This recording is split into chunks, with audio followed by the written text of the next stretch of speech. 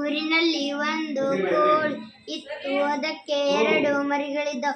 ಒಂದು ಮರಿಗೆ ಕೆಂಪು ಮರಿ, ಇನ್ನೊಂದು ಮರಿ ಹಳದಿ ಮರಿ ಎಂದು ಹೆಸರಿಡಲಾಗಿತ್ತು. ಹಳದಿ ಮರಿ ಹಳದಿ ಇರುವ ಆಹಾರವನ್ನು ತಿನ್ನುತ್ತಿತ್ತು. ಕೆಂಪು ಮರಿ ಕೆಂಪು ಇರುವ ಆಹಾರವನ್ನು ಹುಡುಕಿ ತಿನ್ನುತ್ತಿತ್ತು. ಒಂದು ದಿನ ಕೆಂಪು ಮರಿ ಹಸಿರು ಗಿಡದಲ್ಲಿ ಕೆಂಪು ಮೆಣಸು ತಿಂದಿತ್ತು. ಕೆಂಪು ಮರಿ ಬಾಯಿ ಖಾರ ಅಳ್ಳತೊಡಗಿತು. ಇದನ್ನು ಗಮನಿಸಿದ ಹಳದಿ ಕೋಳಿ ಮರಿ, ನೀನು ಏಕೆ ಅಳುತ್ತಿರುವೆ ಎಂದು ಕೇಳಿತು. ಆಗ ಕೆಂಪು ಕೋಳಿ ಮರಿ ಹಸಿರು ಗಿಡದಲ್ಲಿ ಕೆಂಪು ಮೆಣಸಿನಕಾಯಿ ತಿಂದಿದ್ದೇನೆ, ಅದಕ್ಕೆ ನನಗೆ ಖಾರ ಪೂರ್ಣ ಅಳ್ಳತೊಡಗಿತು.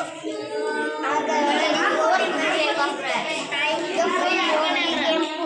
ಕೆಂಪು ಕೋಳಿ ಮರಿಗೆ ಖಾರ ಆಗಿರುವ ವಿಷಯವನ್ನು ಹೇಳಿತು. ಇದನ್ನು ಕೇಳಿದ ಕೋಳಿ ಹಳದಿ ಬಣ್ಣದ ಸಿಹಿ ಬುದ್ಧಿ ಕಾಳುಗಳನ್ನು ತಿನ್ನಲು ತಂದು ಕೊಟ್ಟಿತು. ಆಗ ಕೆಂಪು ಮರಿ ಸಿಹಿ ಬುದ್ಧಿ ಕಾಳುಗಳನ್ನು ತಿಂದು ಅಳುವುದನ್ನು ನಿಲ್ಲಿಸಿತು. ಆಗ ತಾಯಿ ಕೋಳಿ ಮರಿ ಈ ಎರಡು ಮರಿಗಳನ್ನು ತನ್ನ ರೆಕ್ಕೆಯಿಂದ ಅಪ್ಪಿಕೊಂಡಿತು.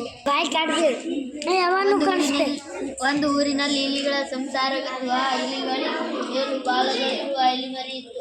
ಆ ಇಲಿಮರಿ ಒಂದು ದಿನ ಶಾಲೆಗೆ ಕೇಳಿ ಹೋಯಿತು. ಇಲ್ಲಿ ನೋಡಿ ಅಪ್ಪ, ಎಷ್ಟೊಂದು ಬಾಲಗಳಿವೆ. 1 2 3 4 5 6 7 ಬಾಲಗಳಿವೆ. ಆಹಾ, ಎಷ್ಟು ನಯವಾಗಿವೆ. ನಾವೆಲ್ಲರೂ ಬಾಲ ಹಿಡಿದು ಜೋತಾಡೋಣವೇ? ಅಮ್ಮ ಶಾಲೆಯಲ್ಲಿ ಎಲ್ಲರೂ ನನ್ನ ಬಾಲಗಳನ್ನು ನೋಡಿ ನಗೆದಾಡುತ್ತಾರೆ. ಪುಟ್ಟ, ಹಾಗಾದರೆ ನಿನ್ನ ಬಾಲಗಳನ್ನು ದರ್ಜಿ ಹತ್ತಿರ ಹೋಗಿ ಕತ್ತರಿಸೋಣವೇ? ದರ್ಜಿ ಅಣ್ಣ, ನಿಮ್ಮ ಹತ್ತಿರ ಇರುವ ಕತ್ತರಿಯಿಂದ ಇವನ ಬಾಲಗಳನ್ನು ಕತ್ತರಿಸುತ್ತೀರಾ? ಅಮ್ಮ, ಒಂದು ಬಾಲ ಬಿಟ್ಟು ಉಳಿದ ಬಾಲ ಕತ್ತರಿಸಲು ಹೇಳು. ನಾನು ಅವರಂತೆ ಕಾಣಬೇಕು. ಹೌದಾ? ನೋವಾಗುತ್ತದೆ, ತಾಳಬೇಕು. ನನಗೂ ನಿಮ್ಮ ಹಾಗೆ ಒಂದು ಬಾಲವಿದೆ. ಉದ್ದ ಬಾಲದವ ಬಂದ. ಅಮ್ಮ, ನನ್ನ ಬಾಲ ಉದ್ದವಿದೆ ಎಂದು ತಮಾಷೆ ಮಾಡುತ್ತಾರೆ. ನೋಡಮ್ಮ, ಹಾಗಾದರೆ ಮತ್ತೆ ದರ್ಜಿ ಹತ್ತಿರ ಹೋಗಿ ಬಾಲವನ್ನು ಚಿಕ್ಕದು ಮಾಡಿಸಿಕೊಂಡು ಬಾ ಹೋಗು. ದರ್ಜಿ ಮಾಮ, ನಿಮ್ಮ ಹತ್ತಿರ ಇರುವ ಕತ್ತರಿಯಿಂದ ಬಾಲವನ್ನು ಚಿಕ್ಕದು ಮಾಡುತ್ತೀರಾ? ಹೌದು, ಸರಿ, ಬಾ. ಹಾಗಾದರೆ ಈಗಲೇ ಮಾಡುತ್ತೀನಿ ಇರು. ನನ್ನ ಬಾಲ ನೋಡಿ, ನಿಮ್ಮ ಹಾಗೆ ಎಷ್ಟು ಚೆನ್ನಾಗಿದೆ. ಹೌದು, ನಮ್ಮ ಹಾಗೆ ಇದೆ. ಬನ್ನಿ, ಎಲ್ಲರೂ ಸೇರಿ ಕುಣಿಯೋಣ. ಸೋಮಣ್ಣಹಳ್ಳಿ ರೈತ. ಸೋಮಣ್ಣಹಳ್ಳಿ ಎಂಬ ಊರಿನಲ್ಲಿ ರಮೇಶ್ ಮತ್ತು ಗೀತಾ ಎಂಬ ದಂಪತಿಗಳಾದರು.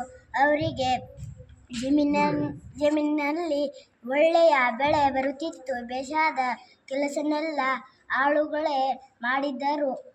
ಒಳ್ಳೆ ಸಂಪಾದನೆ ಆಗುತ್ತಿತ್ತು. ದಂಪತಿಗಳು ಸುಖವಾಗಿ ಖುಷಿಯಿಂದ ಜೀವನ ನಡೆಸಿತ್ತು.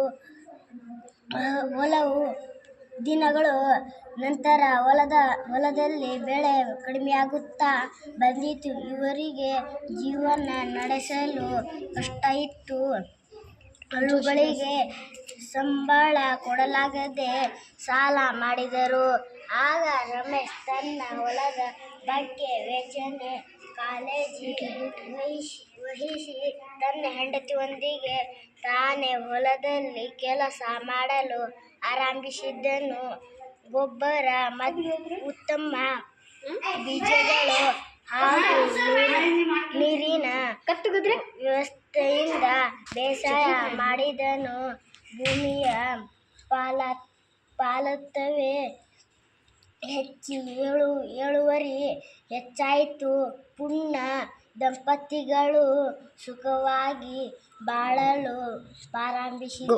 ಒಂದು ದಿನ ಕಾಡಿನ ಪ್ರಾಣಿಗಳಿಗೆ ಸಂಗೀತ ಕೇಳಬೇಕು ಎಂದು ಆಸೆ ಆಯಿತು. ಅವು ಸಭೆ ಸೇರಿ ನಾವೆಲ್ಲರೂ ಒಂದು ಸಂಗೀತ ಕಚೇರಿಸೋಣ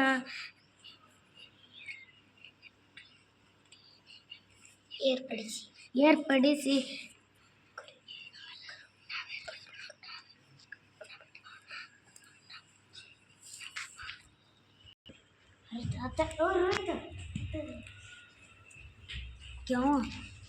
ಹುಲಿಯೊಂದು